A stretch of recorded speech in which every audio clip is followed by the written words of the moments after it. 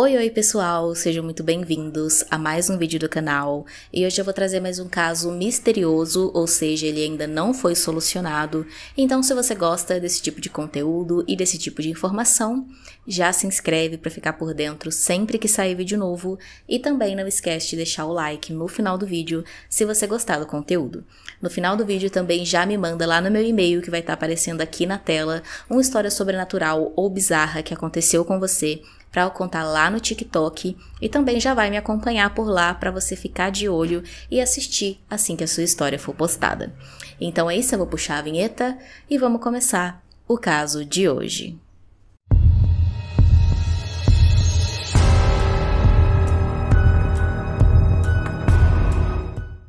Joshua Gimmond, mais conhecido como Josh, tinha 20 anos na época do caso e era natural de Maple Lake, Minnesota, filho de Brian Gimmond e Lisa Cheney. Ele era filho único e foi descrito como um jovem muito estudioso, inteligente e confiante. Também era muito engraçado e comunicativo, ele tinha vários amigos e também gostava muito de praticar esportes. Durante o ensino médio, o Josh foi considerado o aluno com maior probabilidade de ter sucesso um dia na vida, justamente porque ele era muito inteligente, e ele também foi escolhido para ser o presidente de sua classe.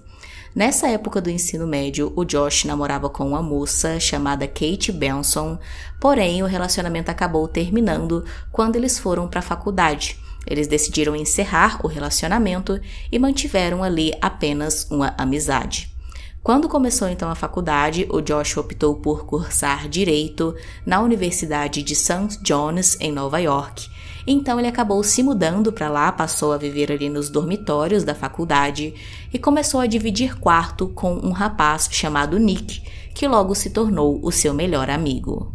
Nessa época, como eu disse, o Josh tinha terminado seu relacionamento com a Kate, mas eles continuavam super amigos. A Kate também se tornou amiga do Nick, então eles estavam sempre juntos. E no dia 9 de novembro de 2002, a Kate e suas amigas ali de dormitório, que também estavam na faculdade, resolveram dar uma festa ali, fazer um encontro com os amigos mais próximos no dormitório delas. E elas acabaram então convidando o Josh e o Nick para participar. Porém, naquele dia, o Josh já tinha combinado com um outro amigo de ir em uma outra festa. Então, ele acabou recusando e só o Nick, concordou e disse que iria na festa da Kate. O tempo se passou então por volta de 6 a 7 horas da noite. O Josh e o seu amigo jantaram juntos, depois eles foram para o apartamento deles. O Josh encontrou com um outro amigo chamado Alex para jogar ali um pouco de videogame e o Nick saiu para se encontrar com a Kate e as outras amigas naquela festa. Logo depois, então, depois de jogar um pouco de videogame com aquele amigo Alex, o Josh também se arrumou e saiu para aquela outra festa para onde ele iria. As horas se passaram então e por volta de 2 horas da madrugada, o colega do Josh, o Nick, saiu ali daquela festa que ele estava com a Kate e foi de novo para o seu quarto. Chegando no dormitório, ele percebeu que o Josh ainda não tinha voltado da outra festa, mas achou que ele só estava festejando e então se deitou e foi dormir. Quando ele acordou no dia seguinte, ele percebeu que o Josh ainda não tinha chegado, então ele mandou algumas mensagens ali pro Josh, mas não teve nenhuma resposta, viu que ele também não tinha entrado em contato, então depois de esperar mais algum tempo, vendo que o Josh realmente não dava nenhum sinal de vida, ele começou a entrar em contato ali com alguns amigos, principalmente com aquele Alex que tinha jogado ali com o Josh na noite anterior, para ver se alguém sabia do paradeiro dele, mas ninguém sabia dizer onde ele estava. Mais tarde, então, o amigo Nick ainda ficou sabendo que o Josh tinha faltado às aulas de simulação de julgamento aquele dia, o que era extremamente estranho, ele nunca faltava. Então, ele já estranhando muito a ausência do Josh, acabou informando a universidade sobre tudo isso. Por volta de 10h30 da noite, então, do dia 10 de novembro, o presidente dos alunos ligou para a Lisa, a mãe do Josh, dizendo o que estava acontecendo e que era melhor ela fazer um boletim de desaparecimento para o filho. Ela então acabou entrando em contato com a polícia e esse registro de desaparecimento foi realizado. Assim que os policiais entraram no caso, eles logo começaram a investigar para descobrir os últimos passos do Josh. Eles falaram com os amigos que foram naquela mesma festa que ele aquela noite, e várias pessoas disseram que de fato viram o Josh ali na festa, mas que ele tinha ficado pouquíssimo tempo, isso porque ele chegou por volta de 11 horas, 11h30, e antes de meia-noite ele já não estava mais na festa. As pessoas não chegaram a ver ele saindo para ir embora, ele não se despediu de ninguém. Em certo ponto eles apenas olharam e o Josh não estava mais ali. Algumas pessoas até disseram ter visto um homem saindo da festa ali, por volta desse horário, com as mesmas descrições que o Josh, mas essas pessoas não conheciam ele e não sabiam dizer se de fato era realmente ele.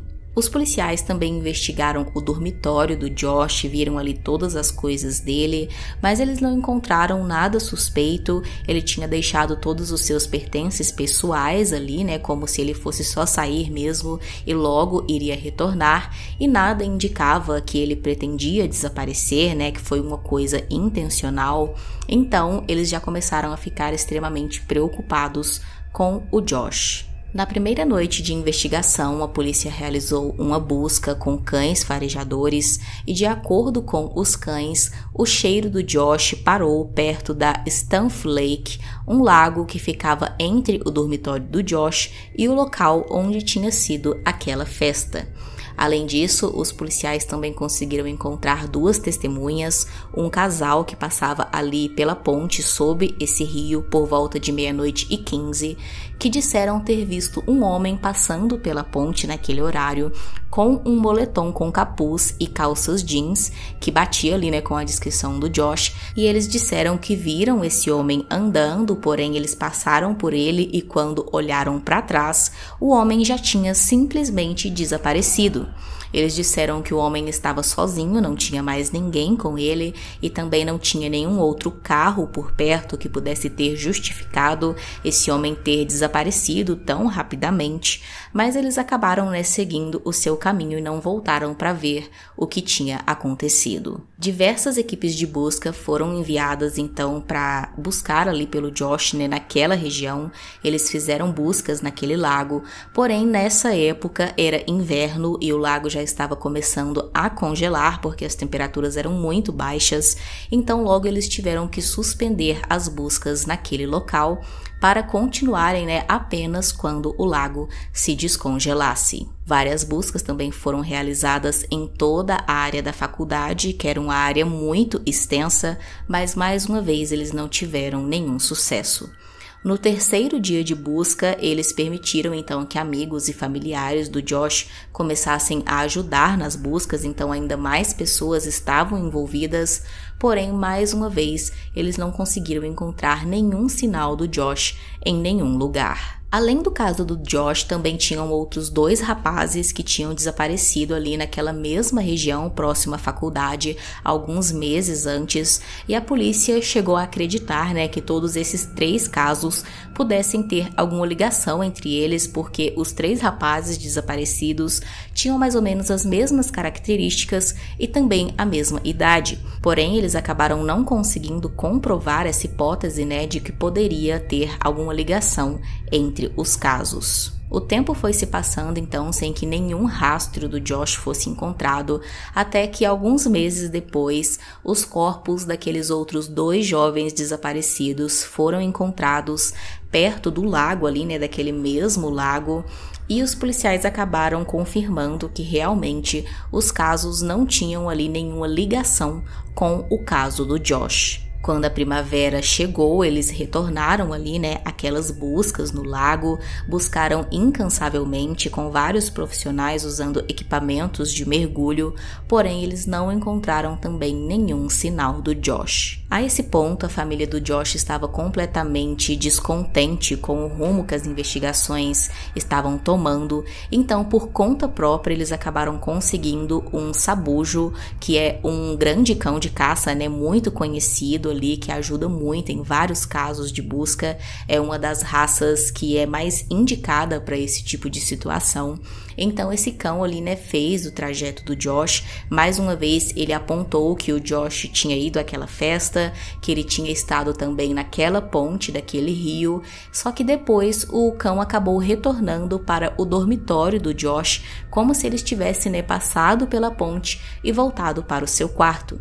Depois, então, o cão fez um outro caminho, levando até a abadia de St. John's, que ficava ali dentro da universidade, como se o Josh tivesse saído da festa, passado pela ponte, ido até o seu quarto e depois ido até essa abadia.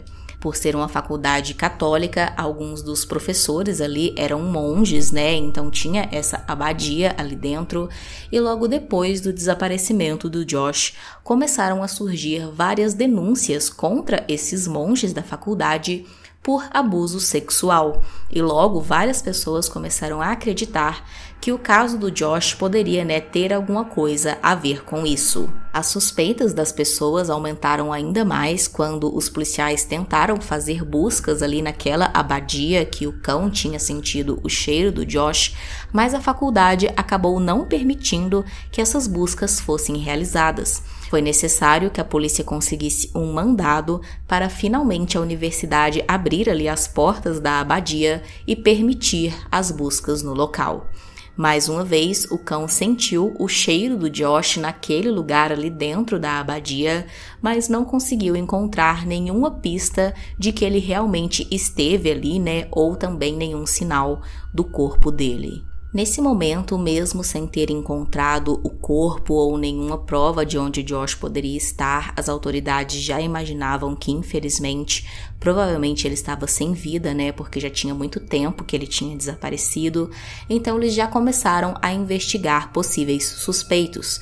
E o principal suspeito acabou sendo o amigo dele, o Nick. Isso porque a polícia acabou descobrindo que o Nick tinha ali se envolvido com a ex-namorada do Josh quando eles terminaram o relacionamento. Os policiais descobriram que o Nick e a Kate tinham se envolvido, mas que tinha acontecido apenas uma vez e que na ocasião o Josh não tinha gostado muito disso, né? E isso acabou gerando ali um pequeno desentendimento entre ele e o seu amigo Nick, mas aparentemente eles tinham conseguido ali, né, entrar em um acordo e resolver as coisas. Além disso, outras pessoas também disseram que tinham testemunhado uma discussão entre o Josh e o seu amigo Nick naquela noite em que o Josh desapareceu. Segundo essa testemunha, a discussão entre o Josh e o Nick era mais uma vez sobre a Kate, sugerindo que o Josh poderia estar enciumado, né, pelo Nick ter aceitado ir naquela festa com a Kate sem a presença do Josh. Entretanto, né, os policiais não conseguiram confirmar isso. O Nick disse que não tinha discutido com o Josh, e ele acabou também, né, sendo convidado para fazer um teste de polígrafo, mas ele se recusou, dizendo que esse teste muitas vezes é impreciso, né, os resultados dele não é confiável e realmente não é, tanto é que vários países não aceitam o teste de polígrafo como prova. Então o Nick acabou se recusando a fazer o teste, dizendo que ele poderia ali dar um resultado falso de que ele estava mentindo sobre alguma coisa e isso acabar complicando as coisas para ele. Nessa mesma época, os policiais também decidiram investigar o computador do Josh e eles perceberam que alguém tinha deletado diversos documentos alguns dias depois do desaparecimento dele. Como o quarto do Josh não tinha sido isolado adequadamente após o desaparecimento, qualquer um poderia ter entrado no local e conseguido acesso ao computador dele para deletar essas informações. Então isso dificultou bastante o trabalho da polícia. Anos depois, em 2008, com a tecnologia já mais avançada, a polícia voltou a investigar esse computador e então eles conseguiram recuperar essas coisas que tinham sido apagadas e descobriram que o Josh passava bastante tempo no Yahoo e que tinha 3 perfis diferentes ali no site, sendo que em 2 ele se autodenominava como uma mulher e conversava e flertava com vários rapazes. Com base nisso, a polícia passou a acreditar que o Josh poderia estar explorando a sua sexualidade e que não queria que ninguém soubesse. Por isso, né, ele se passava ali por uma mulher para conversar com rapazes nas redes sociais. Além disso, os policiais também encontraram vários materiais ali, né, de conteúdo adulto, tanto heterossexual como homossexual, no computador do Josh. A teoria dos policiais, então, depois que eles encontraram essas informações, passou a ser de que o Josh poderia ter marcado um encontro com alguém que não conhecia naquela noite e acabou se encontrando com uma pessoa perigosa que colocou fim à sua vida e conseguiu esconder o seu corpo muito bem. Entretanto, mesmo com essa teoria, os policiais não conseguiam chegar, né, a nenhum suspeito. Eles chegaram a verificar as imagens de câmeras de segurança ali da universidade para ver se o Josh tinha se encontrado com alguém aquela noite, mas as imagens não capturaram ele, né, em nenhum momento. E os policiais também chegaram a investigar um veículo suspeito que tinha estado no campus da universidade 2 vezes antes do desaparecimento do Josh. Esse carro era visto sempre em regiões do campo que eram totalmente isoladas e escuras e eram conhecidas ali pelos alunos como locais para encontros à noite.